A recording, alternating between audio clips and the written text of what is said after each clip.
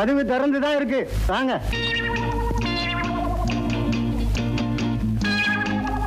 Good morning sir. Good morning. Good morning. Bathroom cleaning. ஆமா, கொஞ்ச நேரத்துக்கு முந்தி தான் ஒருத்தன் பாத்ரூம் கிளீன் பண்றேன்னு வந்தான்.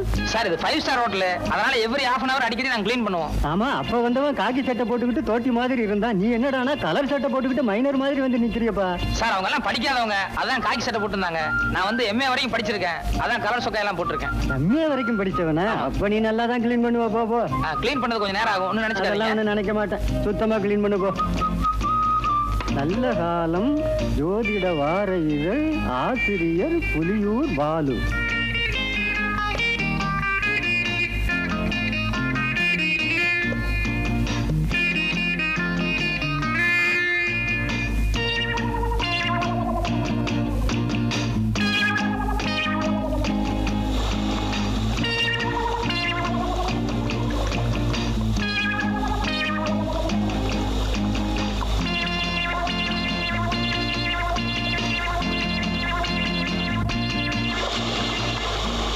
இந்த ராசிக்காரர்களுக்கு இந்த வாரத்தில் வெளியூர் பயணம் கண்டிப்பாக கூடாது. ஏனெனில் வெளியூர் பயணம் செல்வதனால் எல்லா பணத்தையும் இழந்து சொந்த ஊருக்கு கால்நடையாகவே செல்லும் நிலை ஏற்படும்.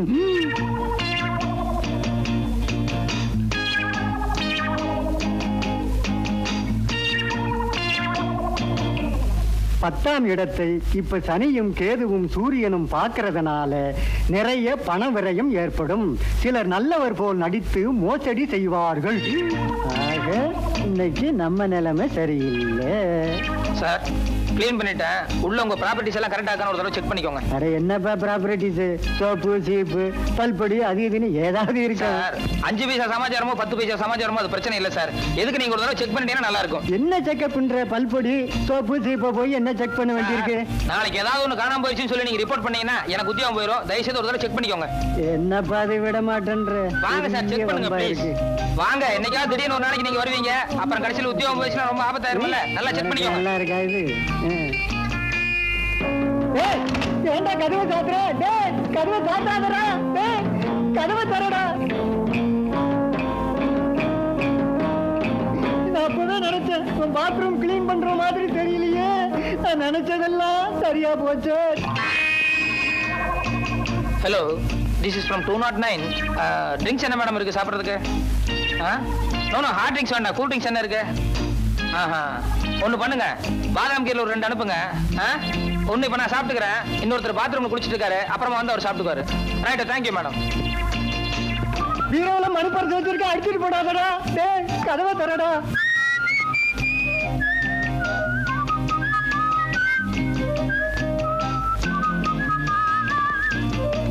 வெத்த செடியில வைரமாக வச்சிருக்கேன்டா. டேய்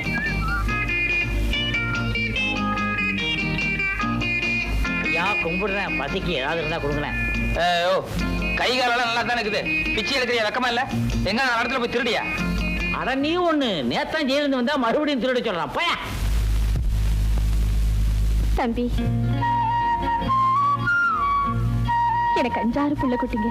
வீட்டுக்காருக்கு வேற உடம்பு சரியில்லை, அவரு வேற ஆஸ்பத்திரியில இருக்காரு. உங்க அக்கா அம்மா நினைச்சு எனக்கு உதவி செஞ்சீங்கன்னா நீங்க நல்லா இருப்பீங்க.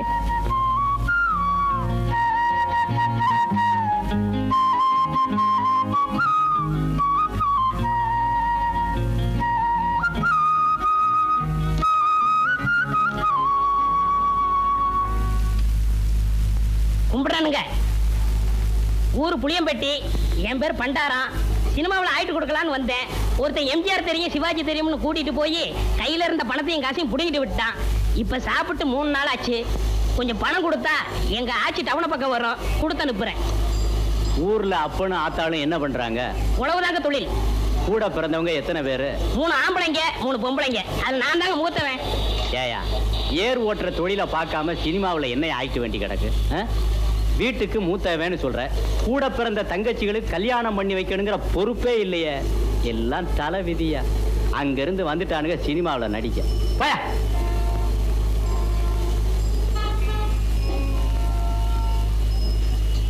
கும்பிடுறனுங்க. நல்லாரு நல்லாரு.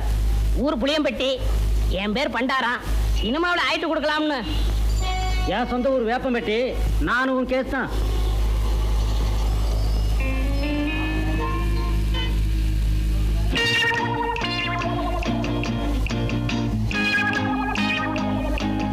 மிஸ்டர் புளியம்பட்டி, உங்களை தான் சார். நானா சார்? வாங்க, நீ வாங்க. ஏயா, சொந்த ஊரை விட்டுட்டு சினிமா நடிக்கலாம்னு சொல்லி இப்படி எல்லாம் மெட்ராஸ் வந்திருக்கிய, இதெல்லாம் தப்பு இல்லையா? ரொம்ப தப்புண்ணே. இந்த மெட்ராஸ்ல எல்லாரும் உனக்கு ஹெல்ப் பண்ணிடுவாங்க? யாரும் கிடைக்க மாட்டாங்கண்ணே. 1000த்துல ஒரு ஆள் தானே உங்களை போல கிடைப்பாங்க. சரி, உங்க ஊருக்கு எவ்வளவு சார்ஜ்? 30 ரூபா ஆகும்ண்ணே. வந்துட்டு வெறுங்கையோட எப்படி போறது? கூட ஒரு 20 ரூபா கொடுத்தா என் தம்பி நான் கட்சிலுக்கு ஏதாவது வாங்கிட்டு போவேன். அவங்களும் உங்க பேரை சொல்லட்டுமே. ஆமா, இப்படி அழுகு துணியோட போனீங்கன்னா ஊர்ல எல்லாரும் உன்னை கேவலமா பேச மாட்டாங்க? ரொம்ப கேவலமா பேசுவாங்கண்ணே. ஒரு புது துணி எடுத்து கொடுத்தா ரொம்ப விசேஷமா இருக்கும். அது சரி, எடுத்துக்கோ. ஆமா, நீ சாப்பிட்டியா? சாப்பிட்டு 3 நாள் ஆச்சுண்ணே. சரி, சாப்பிட்டு அதுக்கப்புறம் பூ துணி எடுத்துட்டு அப்புறமா ஊருக்கு போலாம். சைவமா அசைவமா? சைவம்னா பிடிக்காதுண்ணே, அசைவம்னா ரொம்ப பிடிக்கும். அதுல பிரியாணின்னா ஒரு புடி பண்ணேன். திருப்தியா பிரியாணி சாப்பிட்டே புறப்படும். வா.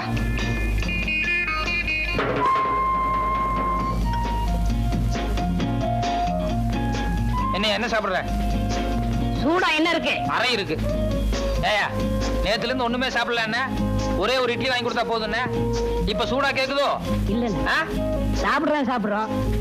கொஞ்சம் சூடா சாப்பிட்டா நல்லா இருக்குமே.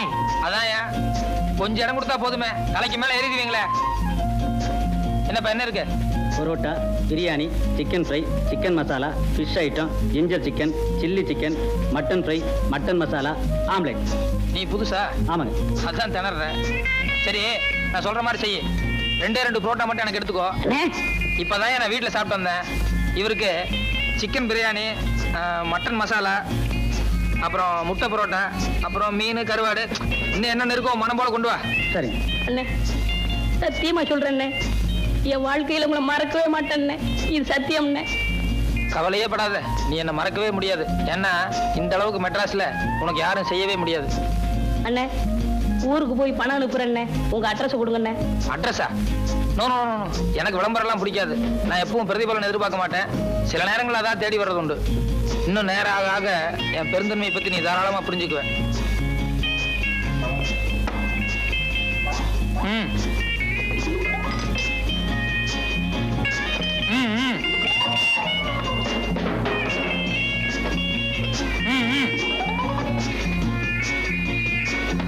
அப்படி வச்சுக்கோ.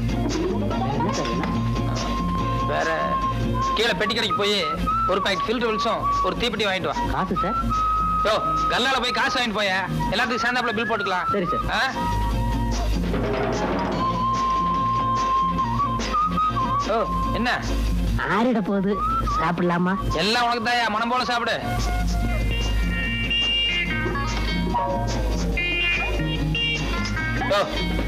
ஒரு கையால சாப்பிடியா? நிறுத்தி நிதானமா சாப்பிடு, ஒன்னும் அவசரமே இல்ல.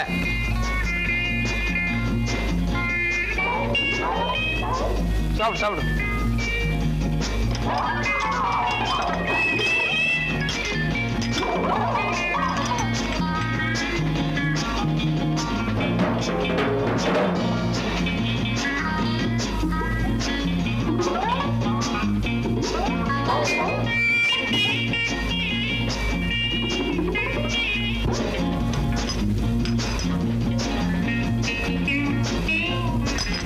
Sir, bill. ஏயா, கொஞ்சமாவது மேனேஜ் இருக்கா? ஏசி ரூம்ல உட்கார்ந்து சாப்பிட்டு வரணும்ல.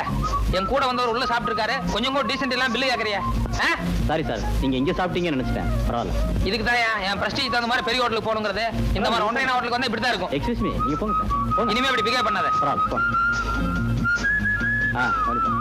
வாங்க வாங்க, மெதுவா போ.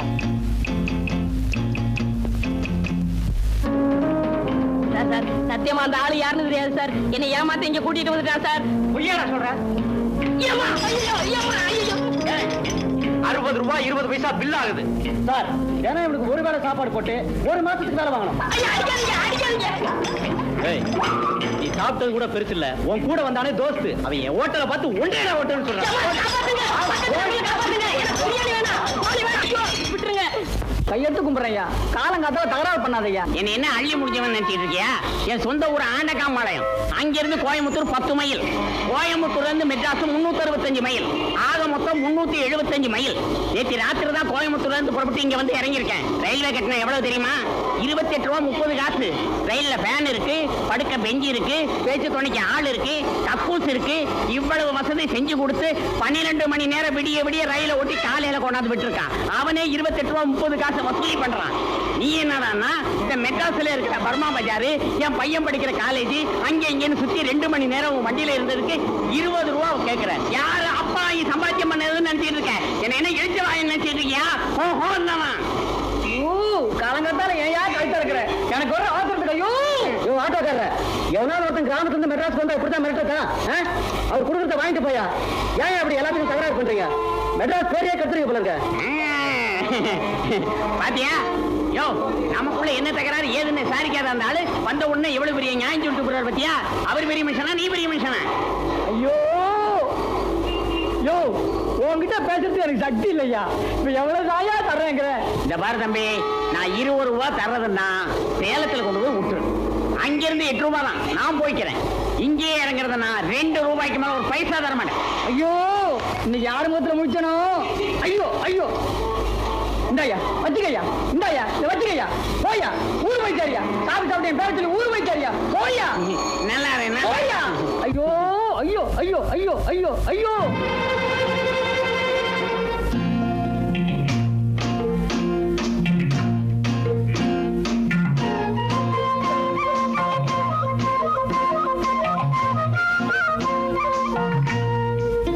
வைத்தியரையா, வைத்தியரையா, பாலக்காட்டாரு வீட்டுக்கு போயிருக்காரு, இப்ப வந்துருவாரு. என்னமா சொன்ன தம்பிக்கு கால்ல கீழே விழுந்துட்டா, கால் சுளுக்கிடுச்சு போல இருக்குமா. இதோ வந்துட்டாரு.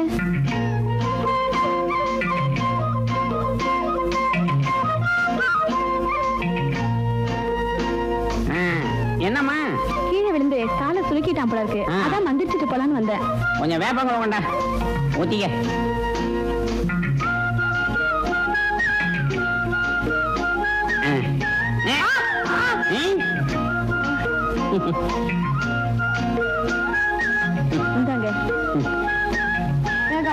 இவரே நொண்டி, இவர் எனக்கு எப்படி வைத்தியம் பாப்பாரு? சார் சார் கொஞ்சம் நில்லுங்க சார். சார், உங்க பேர் முனுசாமி தானே? ஆமா. உங்களுக்கு பூர்வீகம் குடிமுத்தூர் கிராமம் தானே? ஆமா. ஏப்பா, என் ஊரு பேரு சொல்றியே, நீ யாருன்னு எனக்கு தெரியலையே. அதே குடிமுத்தூர்ல 15 வருஷத்துக்கு முன்னால காளி முதலியான்னு ஒருத்தர் இருந்தாரு. அவருக்கு சொர்ணம்னு ஒரு பொண்ணும் வைரவன் ஒரு பையனும் இருந்தாங்களே, அவங்க உங்களுக்கு ஞாபகம் இருக்கா? ஆமா, சொர்ணம் வைரவன், ஆமா ஞாபகம் இருக்கு. அவங்களுக்கு நீ என்ன வேணும்? அந்த சொர்ணத்தோட தம்பி வைரவன் நான் தாங்க. சொர்ணம் தம்பி வைரவன் நீயா? ஆமாங்க. நீ எத்தனை வருஷமா மெட்ராஸ்ல இருக்க? 12-13 வயசுல இருந்தே மெட்ராஸ்ல தான் இருக்கேன். போடா பைத்தியக்காரா, உனக்கு கொஞ்சமாவது குடும்பம் பாசம் அக்கறை ஏதாவது இருக்கா? இத்தனை வருஷமா மெட்ராஸ்ல சுத்துற, ஒரு தடவையாவது உங்க அக்கா எப்படி இருக்கான்னு போய் பாத்திருக்கியா? எங்க அக்கா தான் ஆத்துல மூழ்கி செத்து போச்சுங்களே. போடா ஈவன, உங்க அக்கா உயிரோட தான் இருக்கா. என்ன மலைச்சு போய் நிக்கிறேன்? நிஜமா எங்க அக்கா உயிரோட தான் இருக்காங்களா? அட ஆமாங்கிறேன். 6 மாசத்துக்கு முன்னாடி நெல்லித்தோட கிராமத்துல உங்க அக்காவை பார்த்தேன். அவகிட்ட உன்னை பத்தி விசாரிச்சா நீ என்னமோ ஆத்துல மூழ்கி செத்து போயிட்டு அவன் நினைச்சுக்கிட்டு இருக்கா. 20 வருஷமா ஆளுக்கு ஒரு பக்கம், ஒருத்தருக்கு ஒருத்தர் உசுரோட இருக்கிறது தெரியாம போயிச்சுக்கிட்டு இருக்கீங்க. இப்ப எங்க அக்கா எந்த ஊர்ல இருக்கிறதா சொன்னீங்க? மேட்டுப்பாளையம் பக்கம் நெல்லித்துறையில தான். இப்ப அவங்க குடும்ப சூழ்நிலை அவ்வளவு சரியில்லைன்னு நினைக்கிறேன். ஏன், அவங்களுக்கு என்னாச்சு? 6 மாசத்துக்கு முன்னாடி ஆத்துல வெள்ளம் வந்தது. அப்ப விவசாயத்துக்காக வச்சிருந்த நிலைமை ஆத்தோட அட்டிட்டு போயிடுச்சு. அதுல இருந்து அந்த குடும்பத்துக்கு கொஞ்சம் கஷ்டம் தான். நான் ஒரு முறை அவங்க பார்க்க போன போது கூட வயசுக்கு வந்த பொண்ணை கண்ணாலம் கட்டி கொடுக்க முடியலன்னு சொல்லி மொரோன்னு அழுதாப்பா. இப்ப நீ உசுரோட இருக்கிறதும் இல்லாம நீ மெட்ராஸ்ல கை நிறைய சம்பாத்தியம் பண்ற அப்படின்னு உங்க அக்காவுக்கு தெரிஞ்ச அவ எவ்வளவு சந்தோஷப்படுவா. நீ ஊருக்கு போகும்போது ஒரு 10-15 பணத்தோட போ. ஏன்னா உங்க அக்கா பொண்ணுக்கு கண்ணாலம் கட்டி வச்சாப்படி இருக்கும், அந்த குடும்ப கஷ்டம் கொஞ்சம் நீங்கினாப்படி இருக்கும். என்ன நான் சொல்றது? அப்ப நான் வரட்டுமா?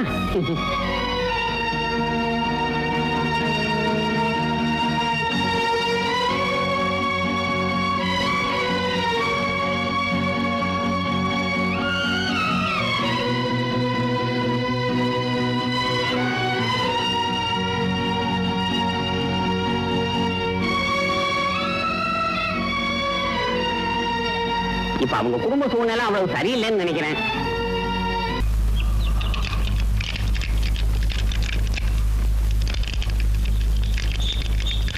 வணக்கம் சார்.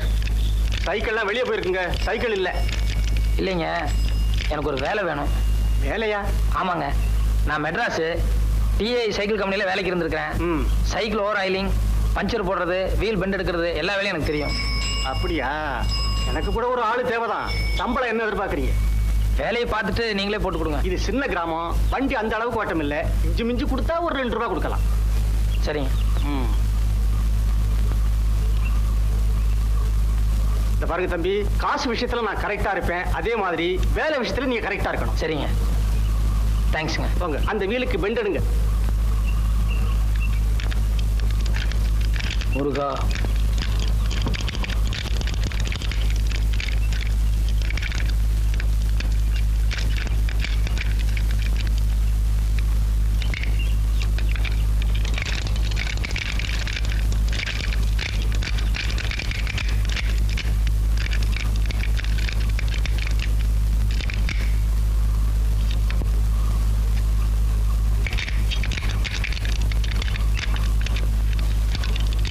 என்ன சார், சாவி இல்லைங்களா? அதையும் தம்பி கேக்குறீங்க? என் மச்சனை கடையில வச்சிருந்தேன், அவன் சாவியை எங்கோ தொலைச்சிட்டான். காலையில இருந்து திறந்து பாக்குறேன், திறக்க முடியல. இப்படி கொடுங்க. இது சூப்பர் லில்லி பூட்டு தானே? ஆமாங்க. இந்த பூட்டுக்கு இப்படி பெண்ட் பண்ணக்கூடாதுங்க, இன்னும் கொஞ்சம் கூட பெருசா இருக்கணும்.